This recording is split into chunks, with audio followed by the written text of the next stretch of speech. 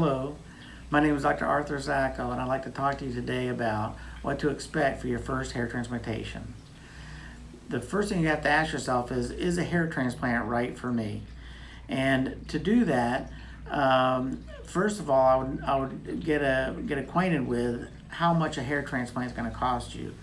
If you go to a local doctor that owns and operates that facility, you're going to pay $4,000 to $7,000. If you go to a national organization, that's going to cost you much more, about $6,000 to $10,000, because as we know, they have a lot of advertising. So you're basically paying for that cost with that procedure. So the second thing I'd ask is, can you take 1 or 2 days off from work? And I would take off 2 days from work. Plan on taking off the day of surgery and the day after surgery. And better yet, if you could take off a week, that's even better. But I would at least take off 2 days from work. The other thing is I would consult about 2 to 3 different facilities to find out. With every consultation, you'll learn a lot. And I would go to 2 or 3 different facilities and make sure you speak with their physician, that you spend at least an hour with each physician at each consultation, so that you get their ideas and their thoughts on what type of hair transplantation would be best for you and what to expect and so forth. So I would do that, and I think that is very, very important for you to get a good feel of not only what a hair transplant is, but what you can expect.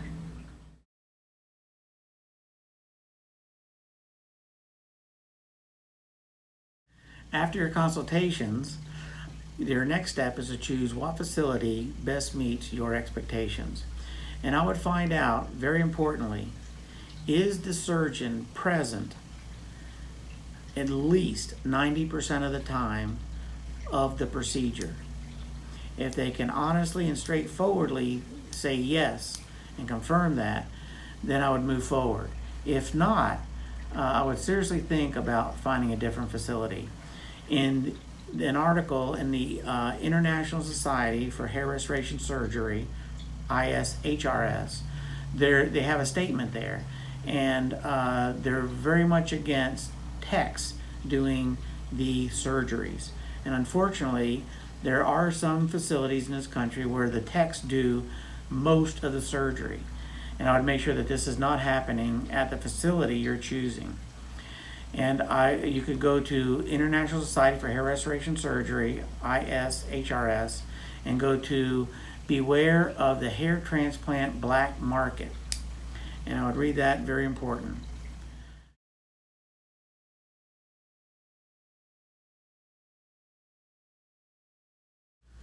So the next step would be to prepare for the hair transplant. And this all depends on what physician you go to. They'll guide you through this. But basically, it's to prevent or to negate bleeding. And so to do this, we decrease or stop certain things such as exercise. Exercise is healthy because it thins your blood, makes you bleed more. We don't want that during surgery. Other things like stopping all forms of alcohol, beer, wine, liquor, and certain vitamins will do it, such as vitamin E, makes you bleed more. Anti-inflammatories, NSAIDs like Motrin, ibuprofen, Aleve, those should be stopped at least a week before surgery, but your physician will guide you through that. The morning of the hair transplant, it's important to eat a full meal, wash your hair and your face, and to start taking the antibiotics and or the prednisone that your physician will prescribe for you.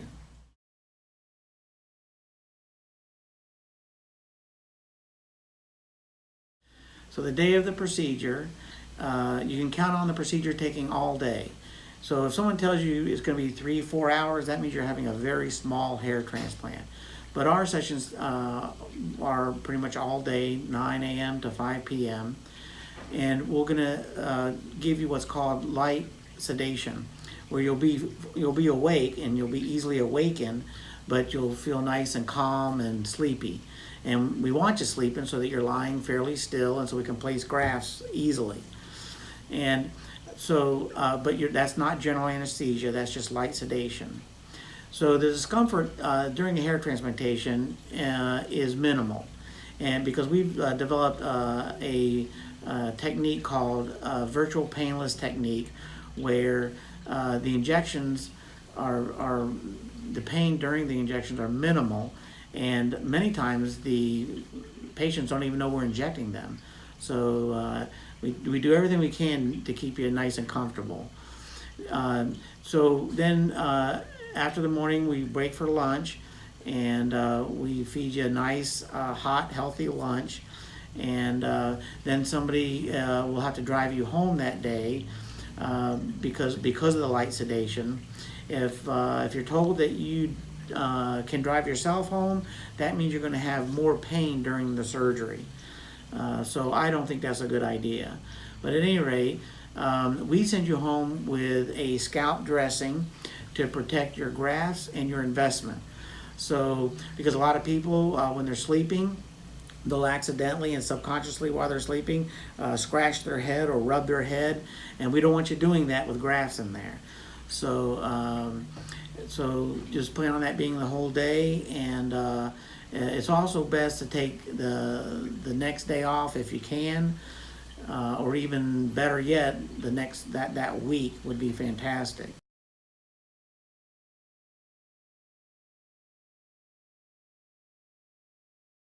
Okay, so the first day following the procedure, we call that post-operative day number 1. And post-operative day number 1, about half the people need pain meds that day and half don't. And post-operative day number 2, I would say the vast majority of people do not need pain meds that post-operative day number 2.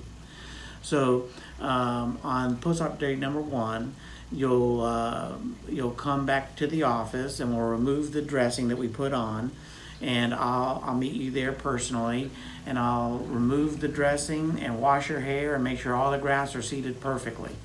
And at that point, from then on, you won't have any dressing. So it's just a post-operative day number 1, you'll have dressing. The rest of the time you won't. And so the grafts are held in by blood clots from making the little incisions, and they're not held in by sutures. So these blood clots later become dried up and they become scabs.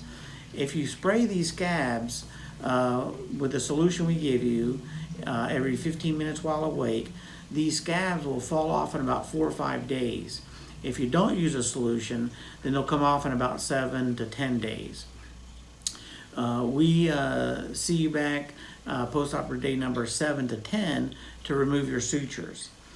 And so during this post-operative day number 1 and 2, you have to be very careful getting in and out of cars. You don't want to bang your head. So you can go back to work, but just have to take it easy.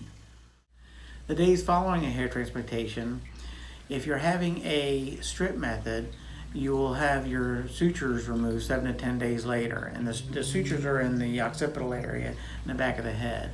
If you're having an FUE method, there are no sutures, but I still want to see you back in 7 to 10 days, if that's possible. If you'd like, on previous videos, I have outlined the difference between strip and FUE methods, so if you have questions about that, please watch those other videos.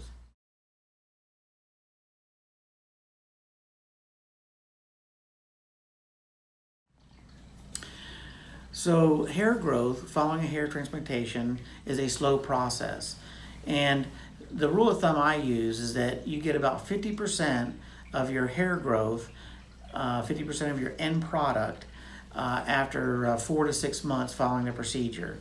You get about 100% of your hair growth, your end product, after about 8 to 12 months.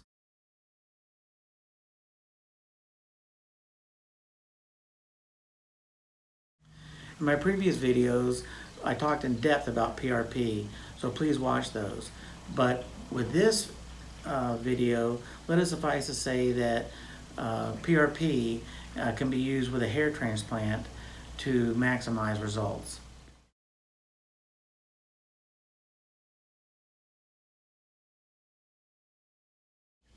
Hair transplants can be repeated about every 4 to 6 months.